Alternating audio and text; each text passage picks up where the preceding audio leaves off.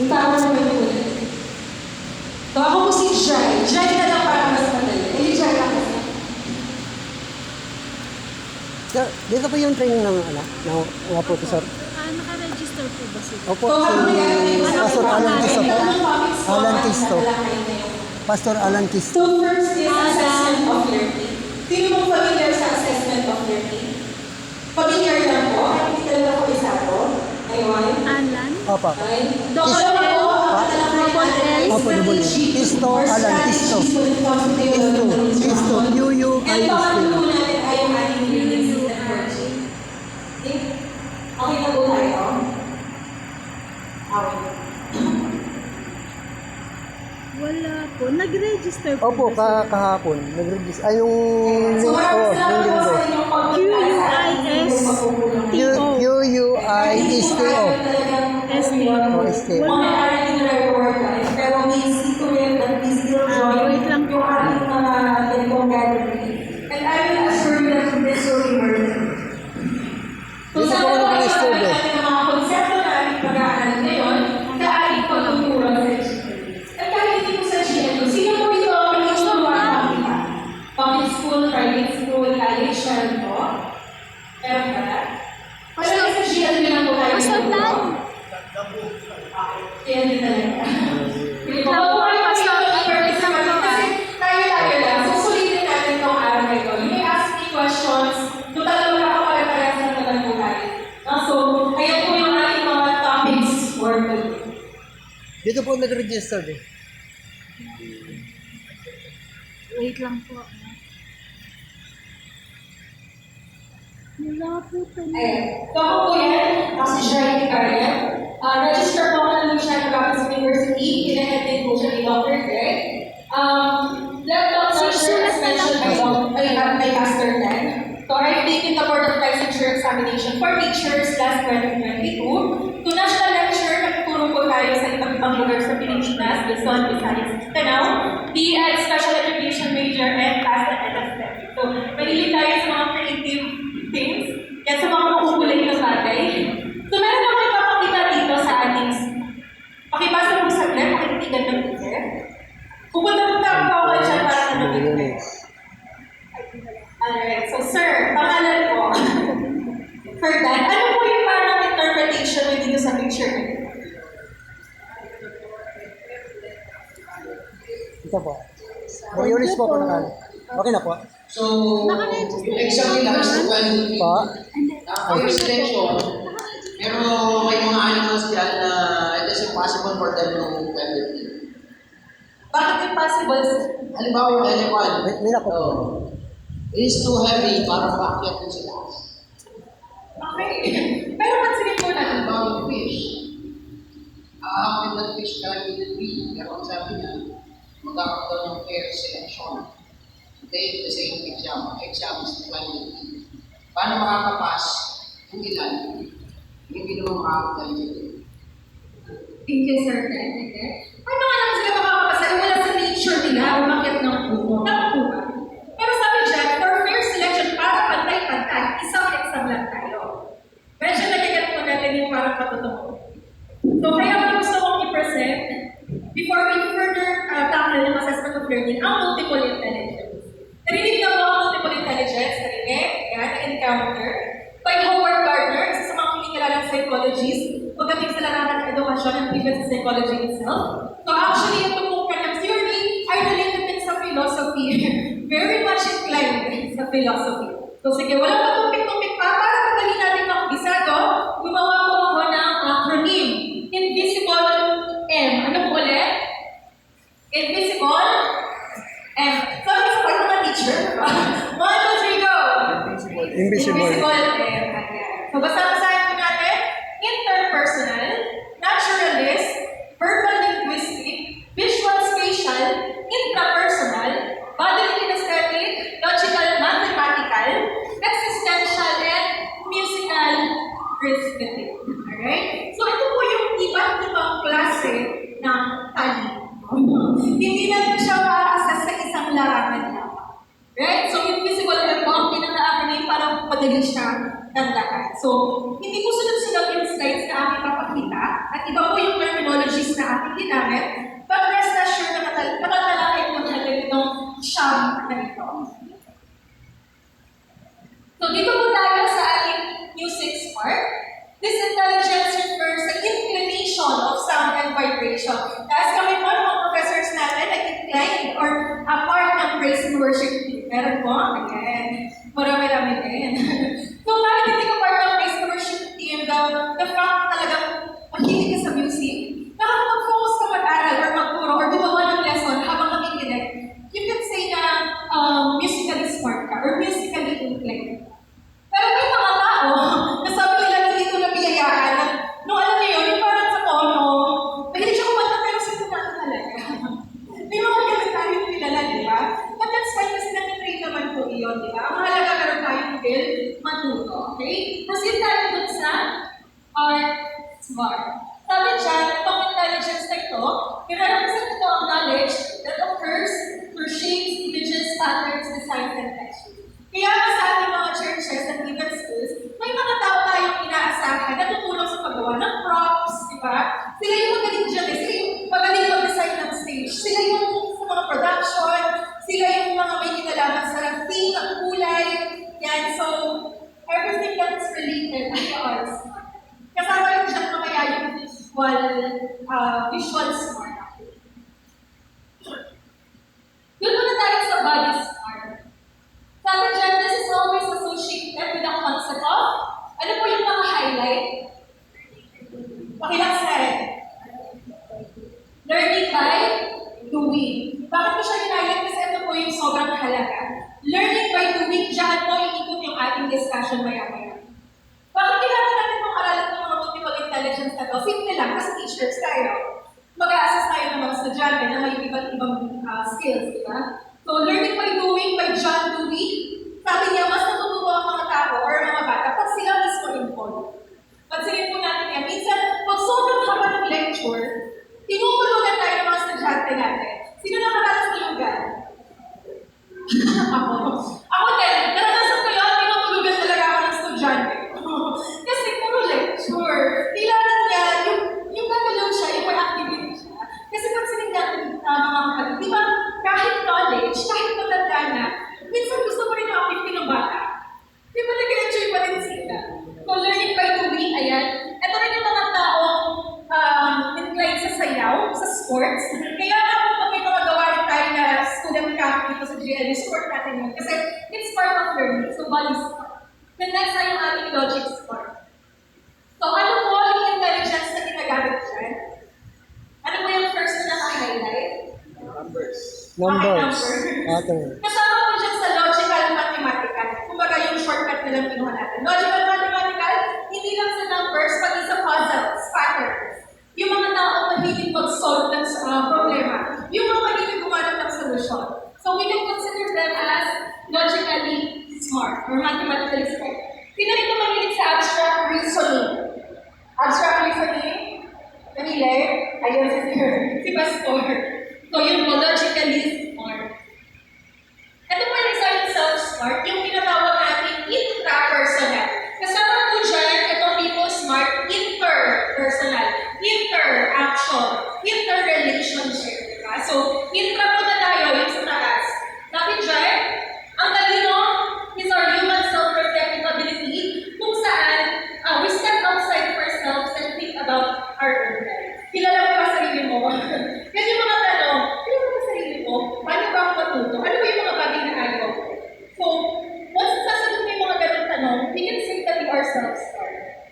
May mga misconnotation dito. Hindi ibig sabihin ng intrapersonally smart ka or introvert ka is mahihayin ka. Tama ba? Hindi ganun yun. May time lang talaga na mas gusto mo mag-solo. Mas nakakapag-isip ka, mas nakakafocus ka pag mag-isa ka. Mas nakakapag-aral ka kasi feeling ko, minsan, pag may mga tao sa paligid mo, nade-distract ka. Kabaliktaran na naman po yung ating people smart. So, ito naman ay person to person. Yung mga church leaders natin, tayo mga teachers. Pero talaga tayo nito, right? Kasi we interact with people. We give consultations. We give advice, di ba? So, people smart. Kaya syempre, minsan, ginagamit din sa parang negative way, kaya ingat lang din tayo. Masyado tayo naging people pleaser, so, yun yung mga dapat natin ginagawa. Pero siya Okay. For now, cover up muna natin yung multiple intelligence.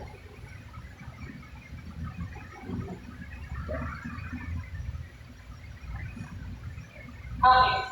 Nature smart, naka-highlight po siya ng word na environment, natural world. Hindi po ba sabi sa Genesis, binigyan tayo ng dominion over God's creation. So, dapat pangalagaan po natin diyan kasi pinagkatiwalayan ng Diyos. We are stewards of His creation. Hindi lang ito yung mga tao mahilig sa halaman. They are those people who think of ways paano natin maliligsan yung pollution, recycle, mga ganyan. So, paano natin, halimbawa, kung nakalat kayo ng entrepreneur symposium, di ba may sticker tayo na ginagamit niya ang bamboo to create things para hindi tayo gamit ng plastic. So, isa lang sa nature smart. Basta may kita lang sa environment. Animal lovers, yan. I believe majority sa atin ay mag-ilis ng aso kung sabi ko. Next natin ay ang word smart. Word smart people rely on verbal and written communication. So may mga tao na magaling sa verbal, pero hindi magaling sa written. May mga tao magaling sa written, pero kamere, hindi magaling sa verbal. Yung pag kasi mo sa harap,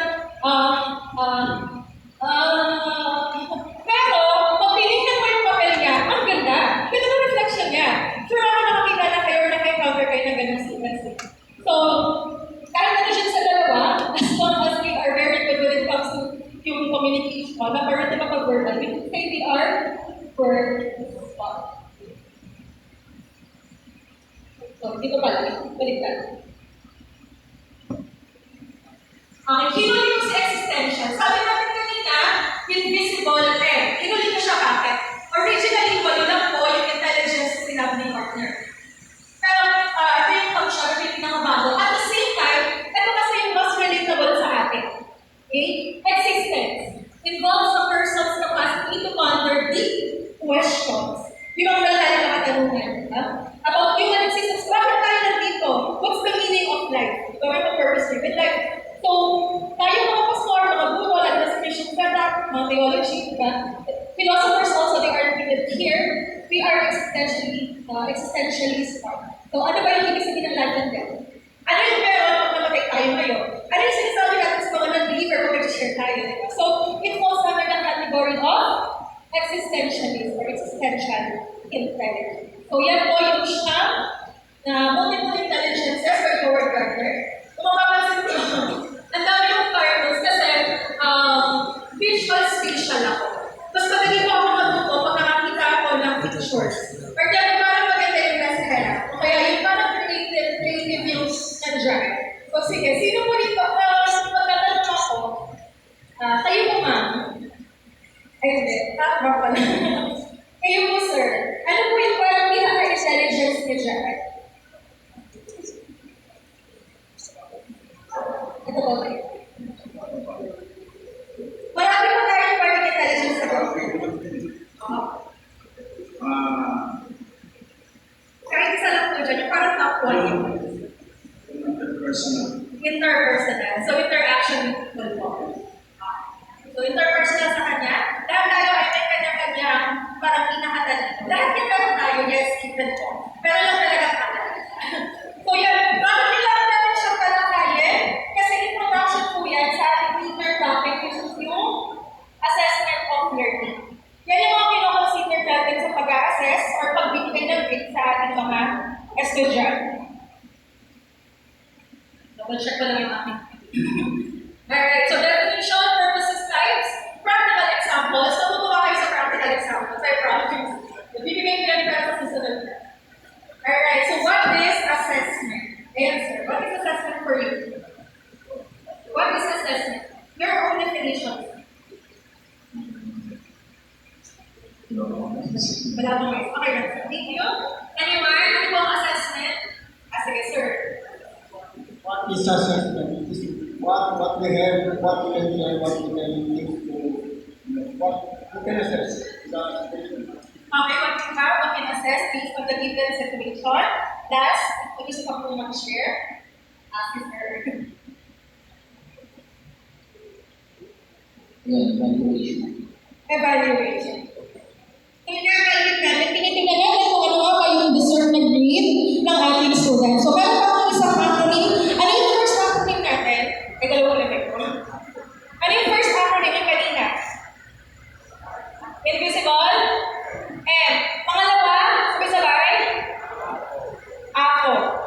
Isa pa. Apo. Ako. Okay. So ito po yung tatlong purposes ng assessment. Una, ano tayo? Assessment as learning, APK self-assessment, assessment for learning, for maging assessment, for form, then lastly, assessment of learning, summative assessment. Pag sinabi natin, mamaya, isa sa atin isa-isa. Unahin na natin ba? Next slide.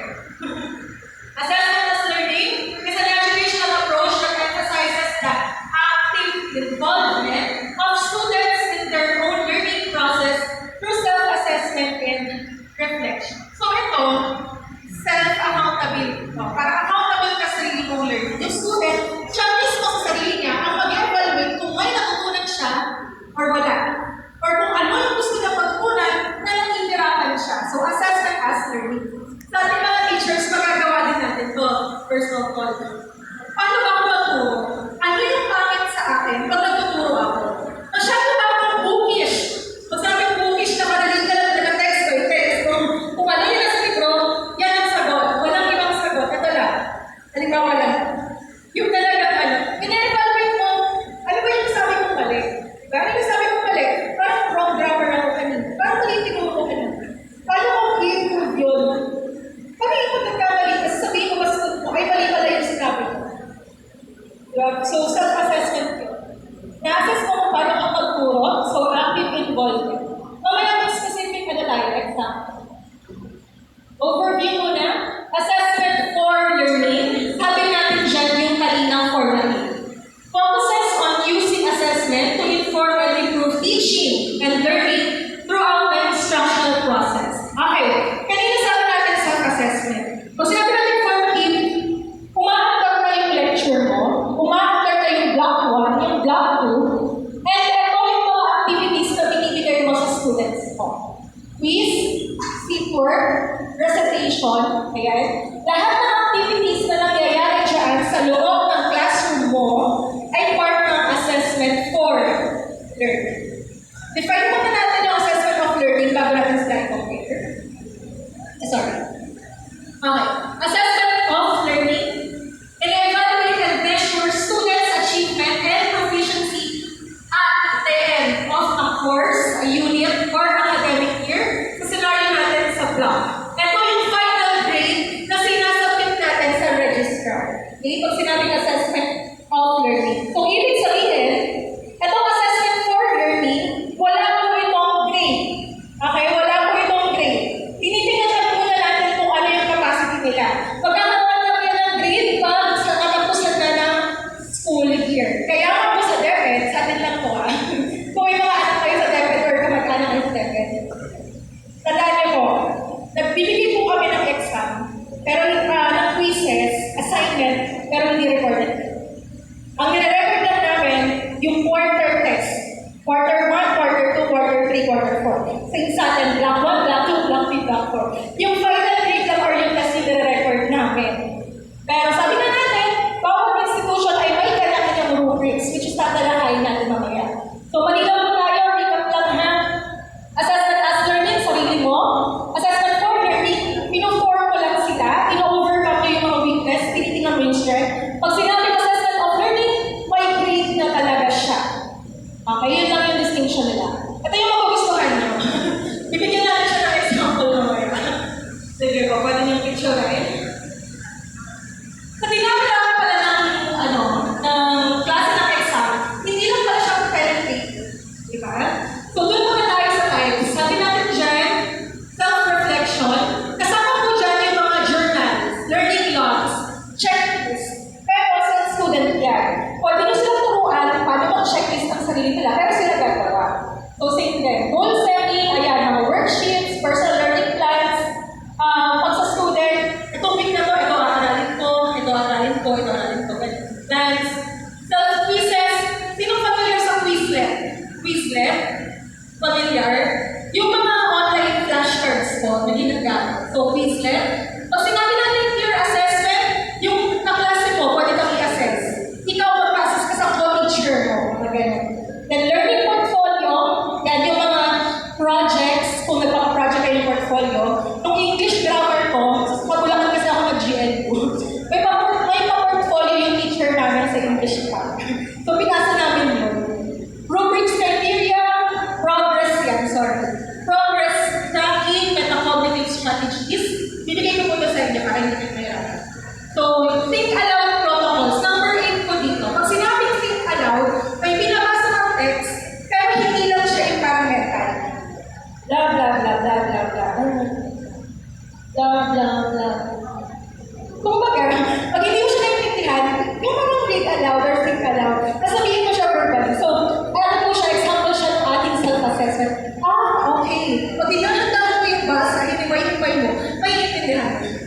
po yun. Lipat tayo sa ating formative, yung sinasabi natin na parang pinatrain ko lang yung student, no? Gusto ko lang makita yung progress niya, i-improve yung weaknesses niya, and yung strength niya palakasin talo. Formative feedback, diagnostic test. Mahilig ako dito sa diagnostic. Or sino po nagpapadiagnostic dito? Bago magsimula yung block. Diagnostic test, yung parang pre-test po. Hindi ka muna magtuturo, pa-examine mo muna sila. Ayan, sister. Ano pong subject mo, sir? Creation science. Ayan. Titignan muna ni sir yung alam nila bago mag-start ang block. Pre-test po yun. Parang dinadiagnose mo pag doctor ka, parang dinadiagnose mo ano muna yung weaknesses nila. Ano muna yung ilang nilang matutunan. Ano yung level ng English nila. Ano yung level ng knowledge nila. So, papasok po siya sa diagnostic. Ayan. Questioning, Q&A, observation, check-ins, peer assessment kasama pa din. Progress monitoring, rubrics, criteria, performance task projects. Ito mahalaga din, performance task. Hindi na kasi tayo masyadong fund ng pen and paper. Diba? More on performance na talaga tayo rin. Kapag secular man yan, maka-decade, maka-check man yan. Talagang performance task na po ang batayan natin. So yun lang naman. Marami pa yan, kaya lang kasi share ko yung ating. Okay, ito yung pinaka-final. Kumbaga final na may kaya nga po yung hinaylight ko dyan ay summative assessment of learning. Andiyan yung ating standardized test, end of term project. Itong project na ito, sa katapusan ng senyo pa ito parang papasa. Pero simulan nyo na ngayon, parang hindi kayo matambakan. Yung mga lagi natin sinasabi. No? Kung sinabi natin standardized test, nangyayari pa sa DepEd, sa CHED, kung baga sa isang department, isang exam lang kayo, tapos pala kayo anong grade nyo pag bumagsak kayo doon lang. So yun, projects presentation, gagamit tayo ng mga rubrics, ayan, essay written, cumulative assessment, yung mga comprehensive exam, capstone, aptitude test. So yun po yung mga klase or types of assessment of it. Dami no? So hindi na pala siya pen and paper na lang. So bigyan ko lang kayo ng halimbawa lamang po. Meron tayong 8 weeks. Ayan. English Grammar 1. Parts of speech halimbawa. Noun, pronoun, adjective, verb. Yan yung kailangan mong talakayan sa loob ng block na to. Honestly, sobrang iksi po ng 8 weeks para dyan sa mga ganitong topic. Kasi bilang sub-categories pa yan. Pagkagulong sila ng example, pagkagulong sila ng performance. So, ayan lang naman. So, week 1, intro orientation, gamit ka diagnostic. Pag-games ka, introduce yourself, diba? So, magkaibang activity na yun. Second, mag-lecture ka muna. Snowball questions. Taas ka kayo familiar sa snowball questions? Familiar, sir? Snowball? Yung gagawin po niya ganito. Yung mga estudyante, pasulatin mo sila ng question, pagawa mo sila ng question, tig-isa. Sa maliit na papel. I-roll nyo yun. Lagay nyo sa jar, tapos papunutin nyo ng papunutin ng mga estudyante. Kailangan masasagot nyo yung makakabunod. Pagkasagot nyo yun, siya naman nabubunod ng question, tapos yung snowball. So magandang idea din po siya. Halimbawa, with swim of pronoun, pwede ka mag-group reporting, group collaboration, bahala ka kung anong specific activity, then mag-assignment ka ng interview. Right? So bahala ka kung video yan, or kaya written type. Week 4, test. Gusto ko kunwari ng pen and paper muna. Pen and paper ako. 1 to 30. Then meron akong reflection. Ang exam kasi pwede kong hatiin sa dalawa, di ba? May written, may performance, etc. etc. So week 5, yan, adjective, lecture ulit. Think, pair, share. Yan, pag-partner kayo yung mga estudyante nyo. And then, magpasayin ka ng verb. Bahala ka kung anong activity. Basta verb. Then, individual reporting naman. Dati kasi grade na group, ngayon individual. Para matingnan mo rin yung kanilang pronunciation, yung way nila mag-present. So, i-grade mo yung nagkagatang rubrics. And then, graded recitation natin. So, week 7, halimbawa lang. Test, ulit. Written to. Tapos, deadline ng scrapbook. Pero, yung mga final project, dapat sinasabi nyo na yan as early as week 1. Huwag niyo pupulatin ng mga estudyante ninyo. Kasi syempre,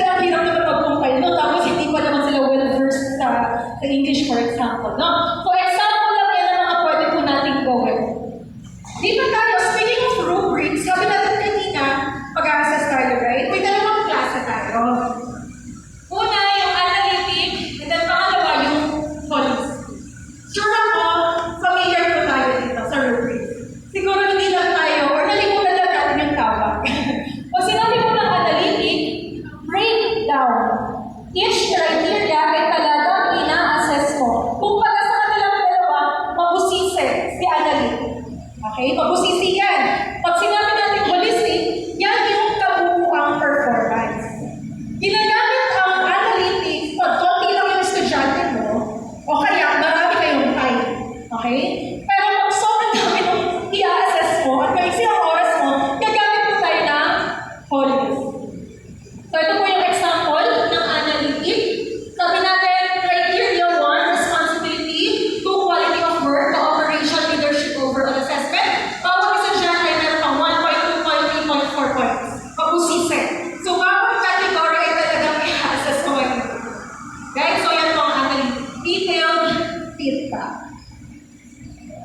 Pag sinabi natin holistic, ayan, yung sinasabi ko mas madali.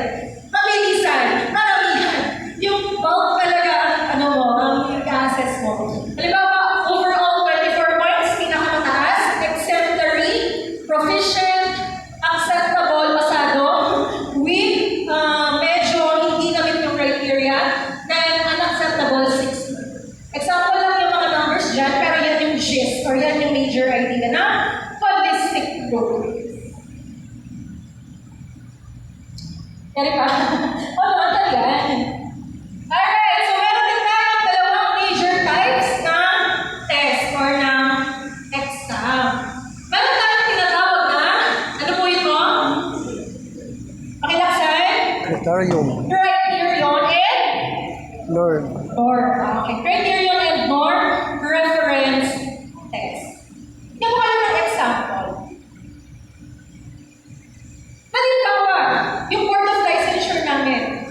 Board of Licensure examinations for professional teachers, ang nag-take po ay 91,468 na tao.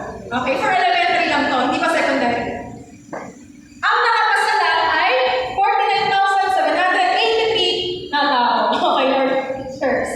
Ang passing score ay 75. Ibig sabihin, dun sa 91,000, ang naka-achieve ng 75 or pataas ay nasa 49,000. Okay? Wala pa rin tayong pakialam yung pagkakasunod-sunod or rango.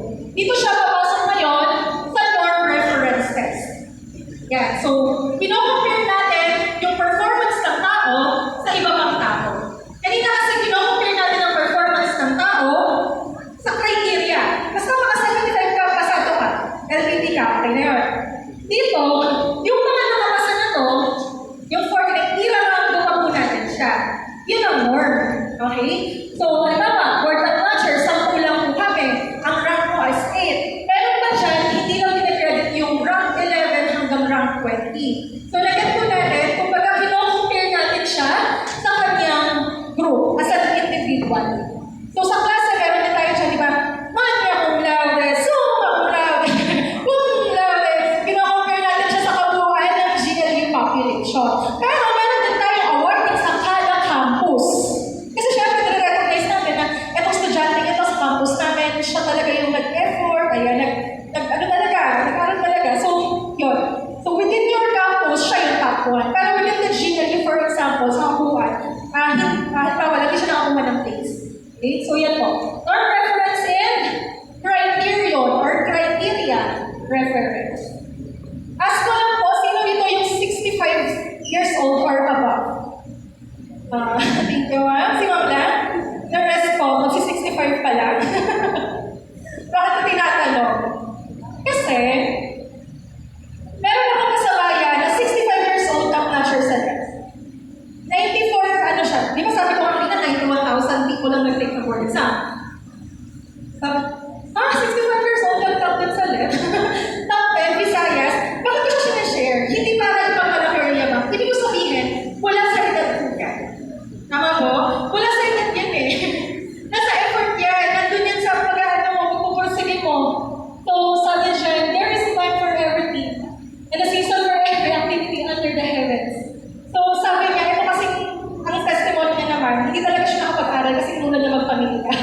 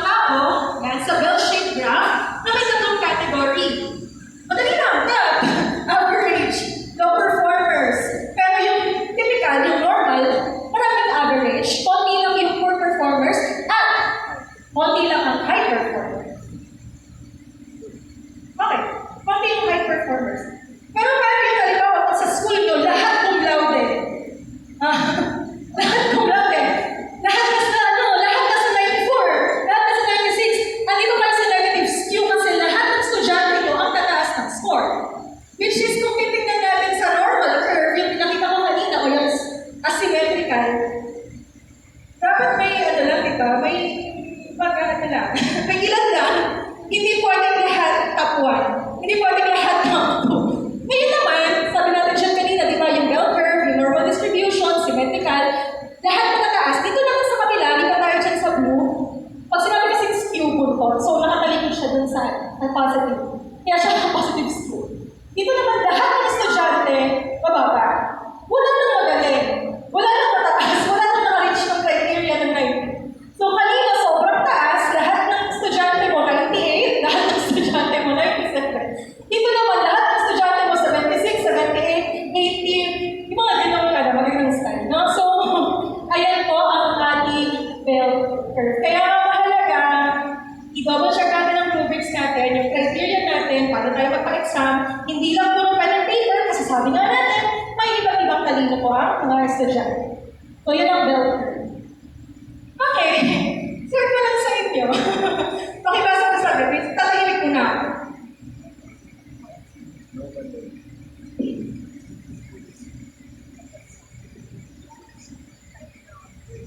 Kung mahilig po kayo mag-browse sa Facebook, sa SOCMED, yan, sa Google, meron tayong mga international assessment na tinatawag. So ito po ay PISA.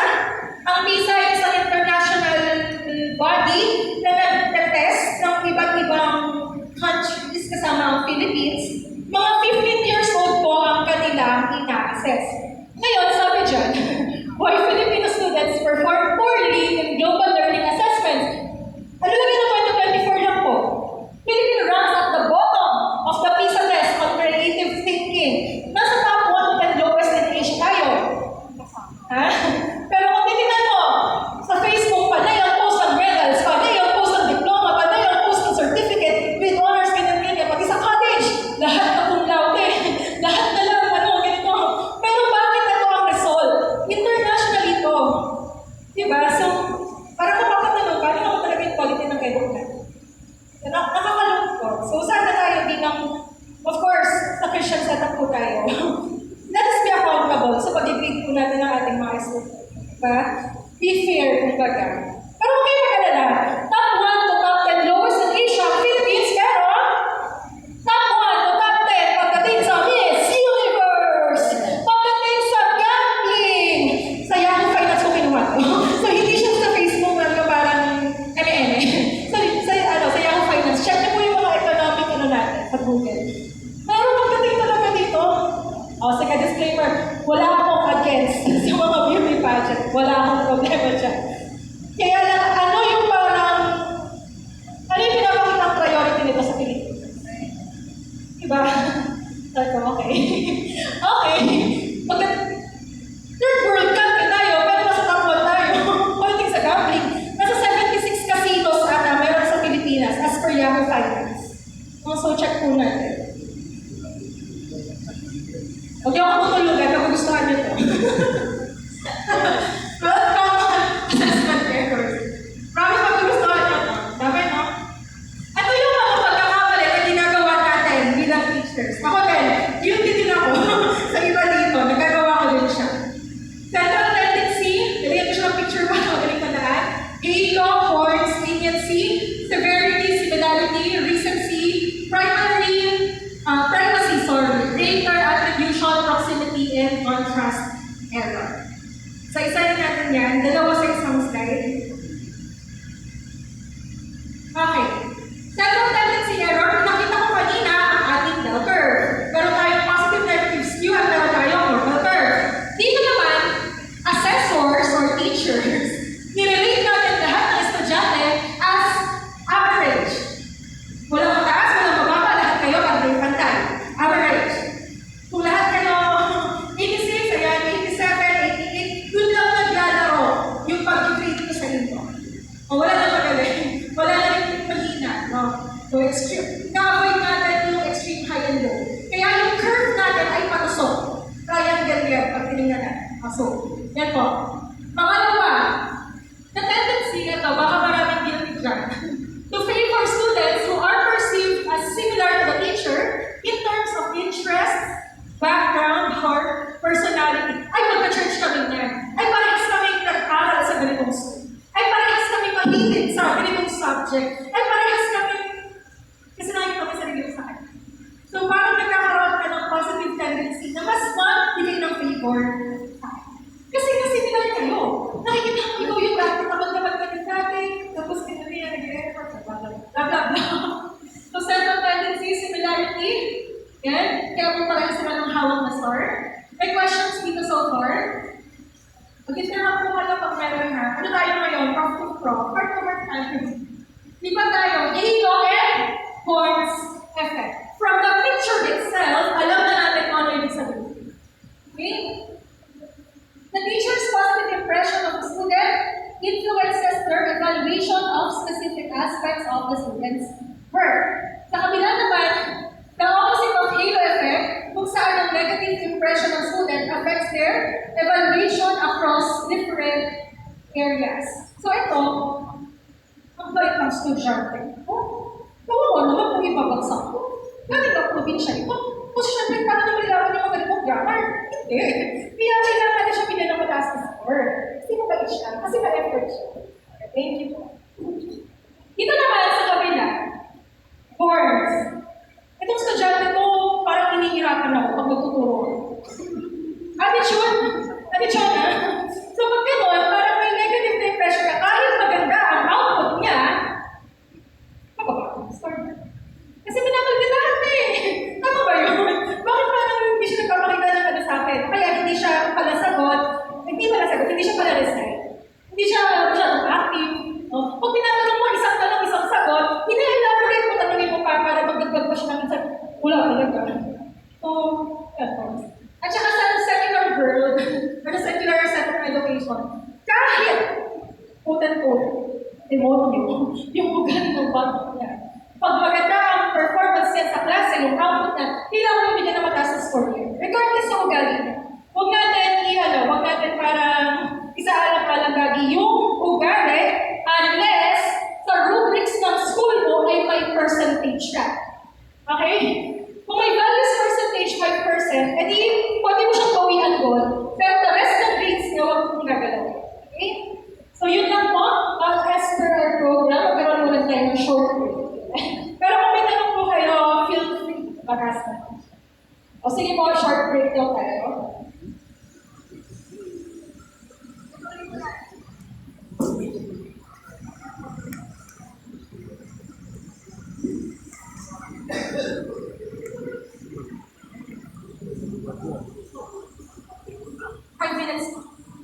Five minutes daw, guys.